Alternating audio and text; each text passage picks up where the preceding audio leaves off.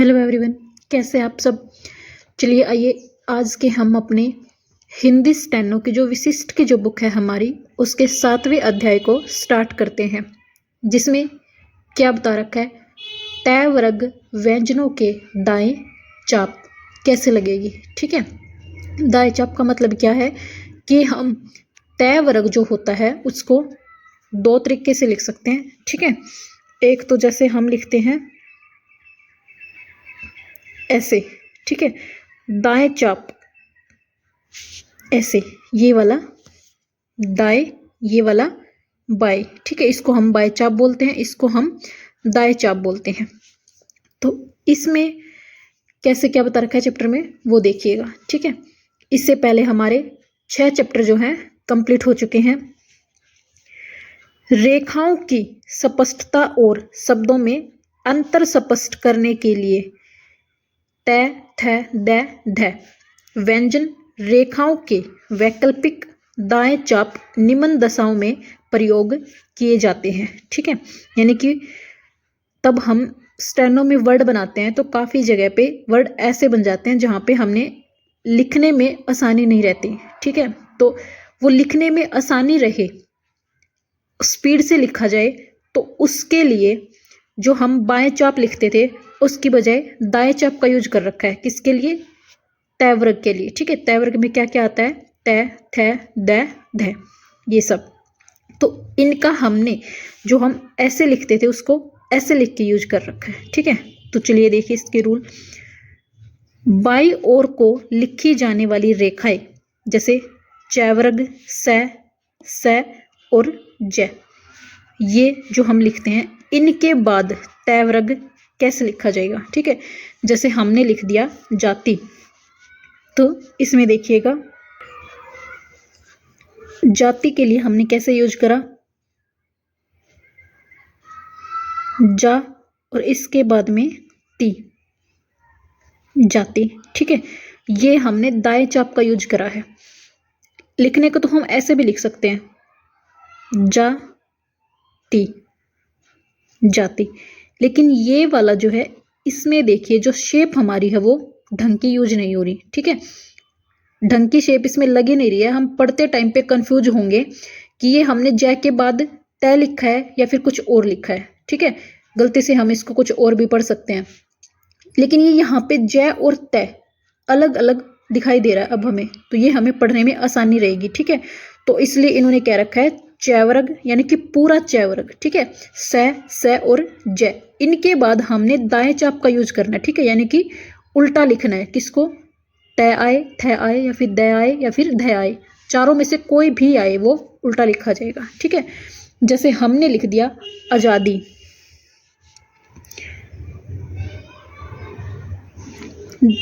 ज द, आ, ज के बाद फिर आ, इस द के बाद फिर ई, आजादी, आजादी। ठीक है, लिखने के तो हम इसको यूं भी लिख सकते हैं, आ का वोवल जा और ये दी, लेकिन ये फिर वही चीज आती है कि ये वाली जो है ये हमारी शेप अच्छी नहीं बन रही। ठीक है, ये वाली हम आसानी से पढ़ भी सकते हैं और आसानी से लिख भी सकते हैं। ठीक है, तो इन चीजों का ध्यान रखिएगा।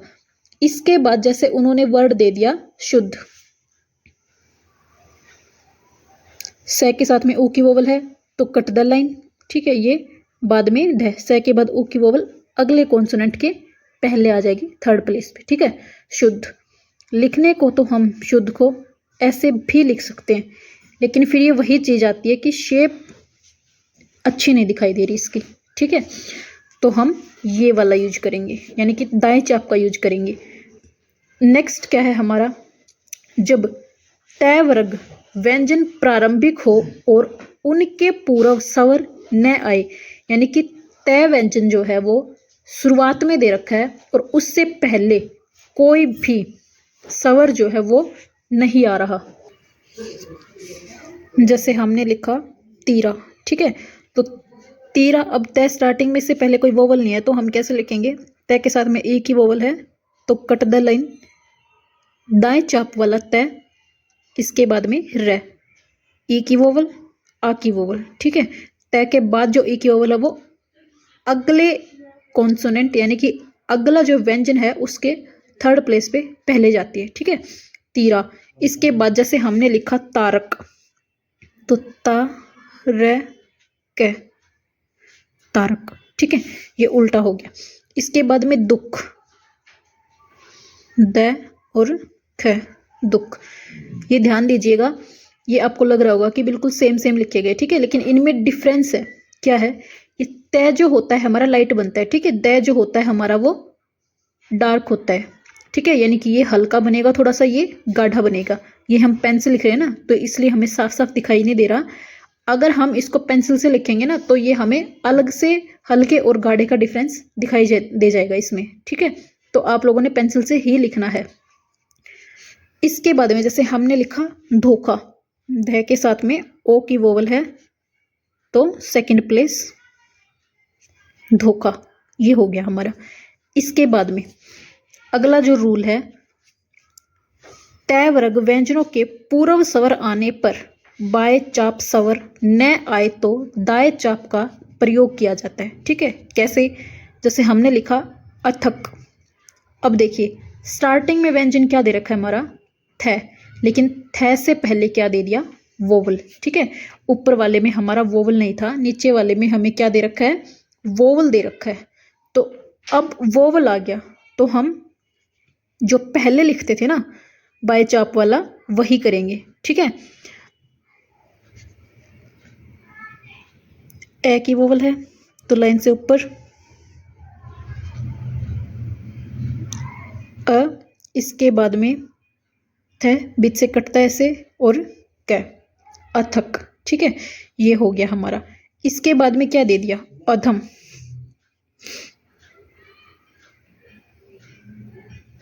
अधम। ठीक है, ये हल्का है, ये गाढ़ा है। ए की हम हल्की वोवल लगाते हैं। ठीक है, आ की जो वोवल होती है वो हमारी गाढ़ी बिंदु लगती है, और ए की जो वोवल होती है वो हमारी हल्की बिंदु लगती है। ए के लिए अगर हम वोवल ना लगाए तो भी चल जाएगा। ठीक है, लेकिन ये स्टार्टिंग में ए दे रखा है इसलिए हम लगा लेंगे तो हमें आसानी से समझ में आ जाएगा। ठीक है, ध्यान रखना इस चीज़ का, क्योंकि अगर वोवल नहीं लगाया और हमें ये वाला रूल याद नहीं है, ठीक है, कि तय वर्ग से पहले कोई स्वर आए तो हमने उसको ऐसे बाय चाप लिखना है दाएं चाप की बजाय, तो फिर हम उसमें कंफ्यूज हो जाएंगे कि इससे पहले वोवल है या फिर नहीं है, क्योंकि हम इसको नॉर्मली ऐसे लिखते हैं थ को। ठीक है, तो हम इसको थ और क थक ही पढ़ेंगे। हमें ये ध्यान में नहीं रहेगा कि इससे पहले ए स्वर भी आया हुआ है।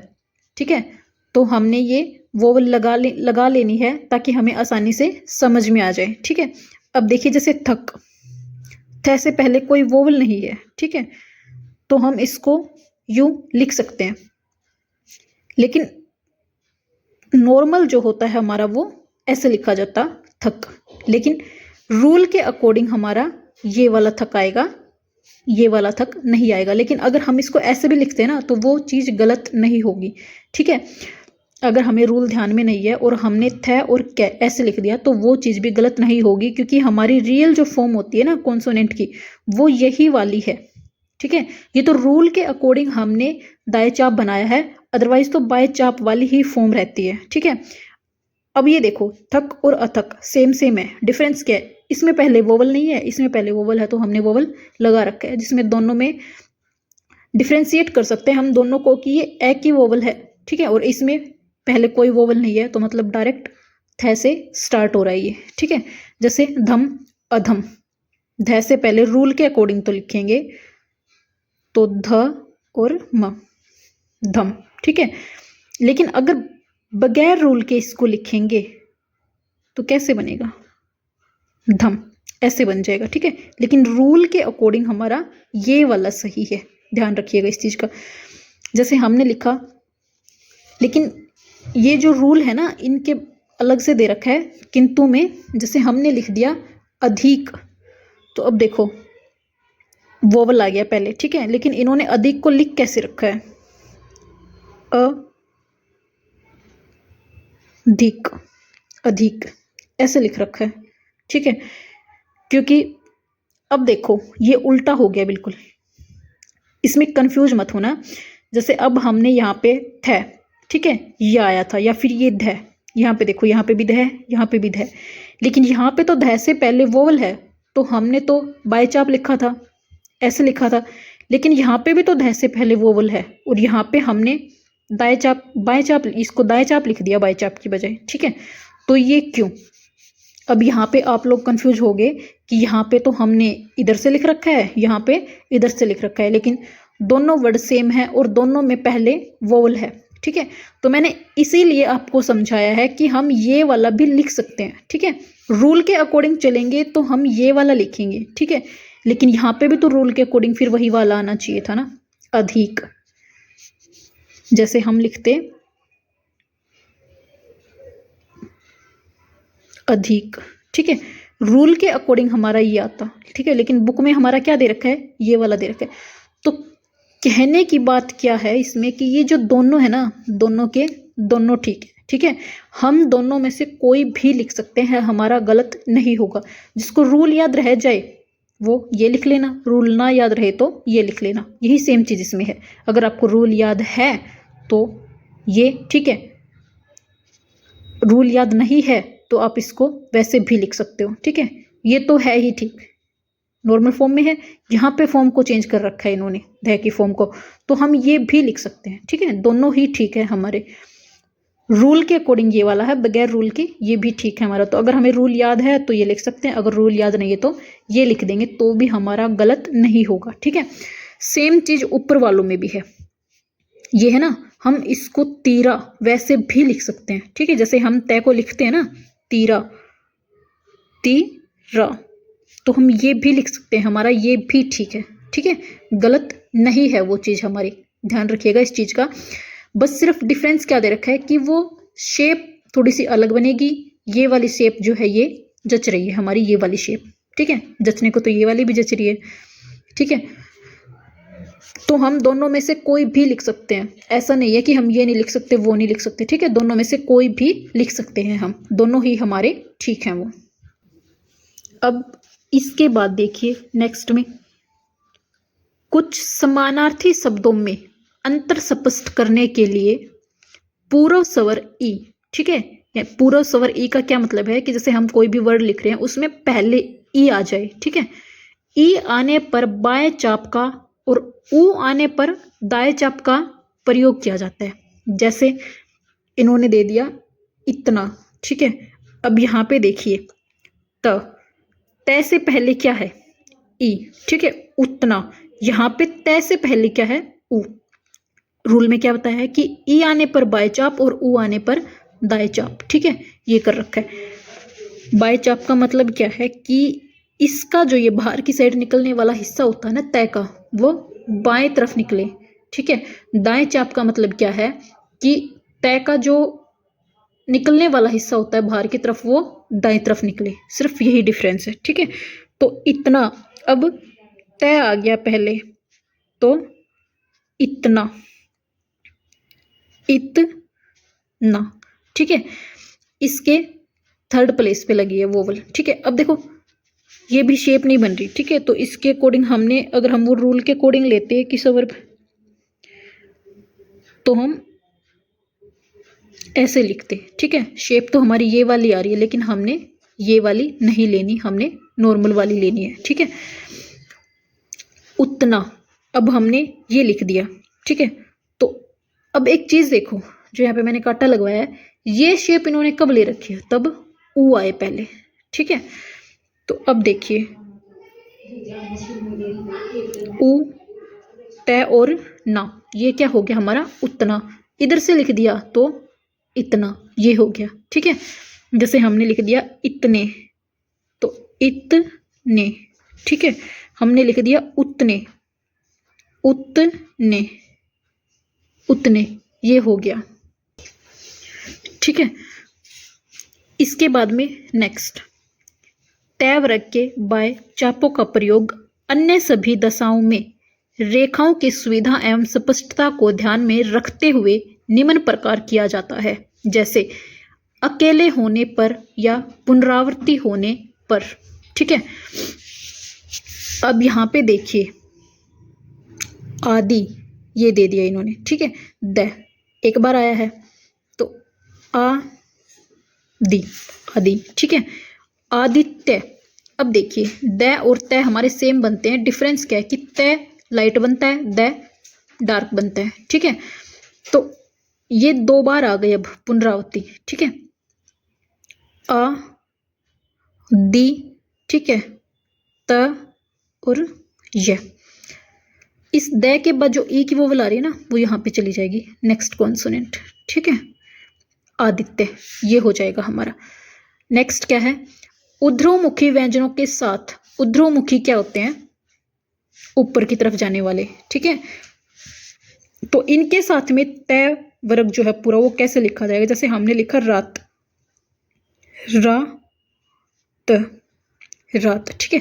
नॉर्मल फॉर्म चल रही है हमारी, जो हम पहले से लिखते आ रहे हैं स्टार्टिंग से। हेतु, हेतु, हेतु, ठीक है। इसके बाद क्या आ गया, वायदा, तो वह के साथ में आय वाली लग जाएगी और ये दा, वायदा, ठीक है। ये हो गया हमारा। इसके बाद में चैवर्ग, टैवर्ग, स ज व्यंजनों के पूर्व जैसे, यानी कि चैवर्ग, टैवर्ग, स ज व्यंजनों के पहले तैवर्ग में से कोई भी आ जाए, ठीक है। व्यंजन तो हमने कैसे लिखना है, जैसे आ गया ताज, ये दे दिया तो ताज, ठीक है। नॉर्मल फॉर्म जो हम लिखते आ रहे हैं स्टार्टिंग में, जो हमने सीखी थी कि तय को लिखना कैसे है, तेजी, तेजी, तेजी, ठीक है। इसके बाद में समतल व अधोमुखी व्यंजनों के बाद तैवर्ग को कैसे लिखा जाएगा, जैसे गति, ठीक है। समतल का मतलब क्या है, ऐसे, ठीक है, टेढ़े बनने वाले, जो हम ओरिजेंटल जिनको बोलते हैं ना, वो वाले। तो हमने लिख दिया इसमें गति, गति, गति, ठीक है। अब हमने लिख दिया गीता, गीता, गीता। फिर हमने लिख दिया नीति, नीति, नीति, ठीक है। इसके बाद में हमारा क्या वर्ड दे रखा है, तथ्य, ये दे दिया हमें, तो य, तथ्य, ठीक है। ये हो गया हमारा। तथ्य जो वर्ड है वो हमने नीचे लिख दिया है,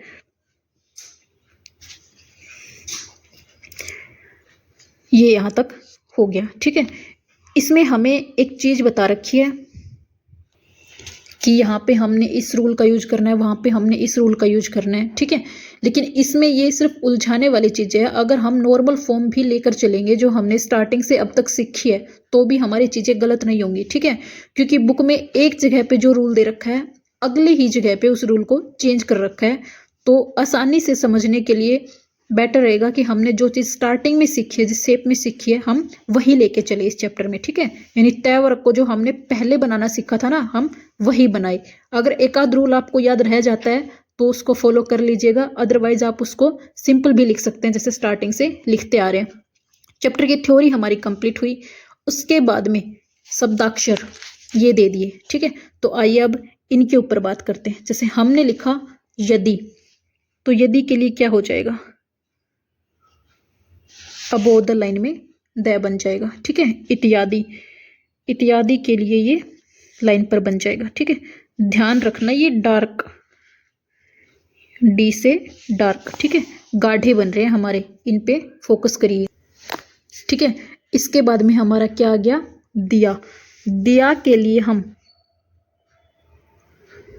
द से लाइन काट देंगे ऐसे, ठीक है। इसके बाद में हमारा आ गया आता, आता के लिए यही वाला तय हमारा लाइन से ऊपर रह जाएगा, ठीक है। इसके बाद में तक, तक के लिए ये तय लाइन पर बन जाएगा, ठीक है। एल से क्या है हमारा, यानी कि लाइट, हल्के बन रहे हैं, ठीक है। ध्यान दीजिएगा ये छोटे हैं, ठीक है। और ये पूरे पूरे कॉन्सोनेंट है, ये हाफ साइज है कॉन्सोनेंट का, कंप्लीट नहीं ले रखा हमने। इसके बाद आ गया होता, ठीक है। तो होता के लिए हमने क्या कर दिया, तय से लाइन काट दी, ठीक है।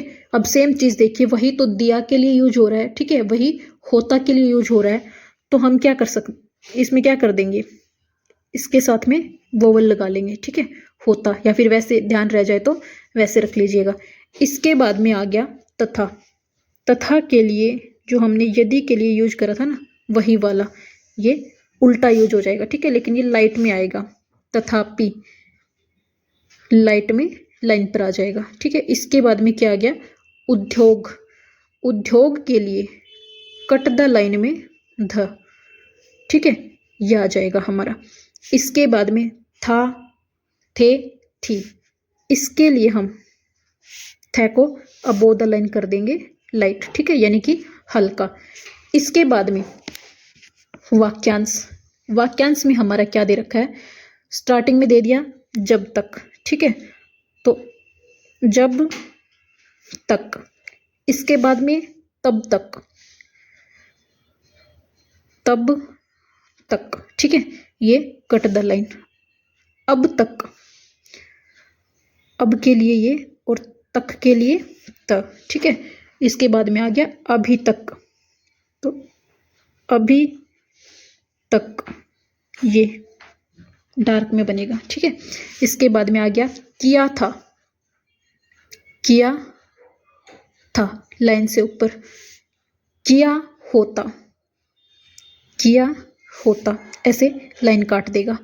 इसके बाद में आ गया किया होता। इसके बाद में हमें दे दिया किया होते, तो किया होते, ठीक है। इसके बाद में की थी, की थी, ऐसे कटता लाइन में चला जाएगा। कहा था, कहा था, ठीक है, ऐसे बन जाएगा। इसके बाद में कहे थे, कहे थे, ठीक है। अब ये देखिए लाइन पे क्यों बन रहा है, क्योंकि कहे का जो हमारा वाक्यांश था वो लाइन पर बना था। इसके बाद में गए होते, ये आ गया, ठीक है, तो गए होते, ऐसे टेढ़ा बन जाएगा। इसके बाद में आए तो, ठीक है, तो आए तो ये हो गया हमारा।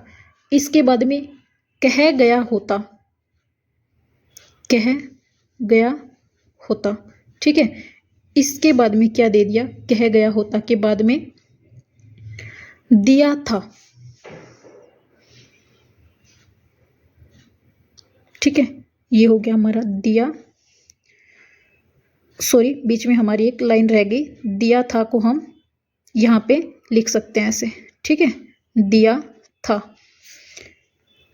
कह गया होता, ये तो हमने यहाँ पे लिख लिया था। इसके बाद में आए थे, ये रह गई थी हमारी, ठीक है, क्योंकि वो आए तो लिखा था हमने, आए थे, ठीक है। दिए गए होते, तो दिए गए होते, ऐसे आ जाएगा, ठीक है। इसके बाद में देखिए क्या लिख दिया, दी थी, दी थी, ऐसे हो जाएगा। इसके बाद में फिर क्या आ गया हमारा, दी गई होती, ठीक है, तो दी, ठीक है। इसके बाद में गई और फिर होती, ऐसे लिख सकते हैं हम, दी गई होती। ये जो है ना हमारा दी गई होती, इसको हम ऐसे भी लिख सकते हैं, दी गई होती, ठीक है, अलग से। इसके बाद में आ गया हमारा तब भी, तब भी, ऐसे चला जाएगा लंबा। इसके बाद में आ गया जब भी, ठीक है, तो जब भी के लिए जब, और इसके बाद में ये भी। इसके बाद में आ गया तब तो, तब तो, ठीक है। इसके बाद में आ गया आई थी, आई थी। जब की, जब की, जब जब। इसके बाद में क्या आ गया, तब तब, ठीक है, तब तब, ऐसे चला जाएगा। इसके बाद में आ गया जब जब, जब जब। आता था, आता था। होता था, होता था। आते थे, आते थे। होती थी, ठीक है, यहाँ पे ऐसे लगा लो, होती थी। ये जो है हमारी कंप्लीट हुई। ठीक है, तो आज का जो चैप्टर था हमारा ये काफ़ी बड़ा हो गया, इसकी वीडियो भी थोड़ी लंबी डली है। इसको ध्यान से पढ़िएगा, अगर कुछ भी समझ में ना आया हो तो कमेंट करके पूछ लीजिएगा। ठीक है, थैंक यू, धन्यवाद।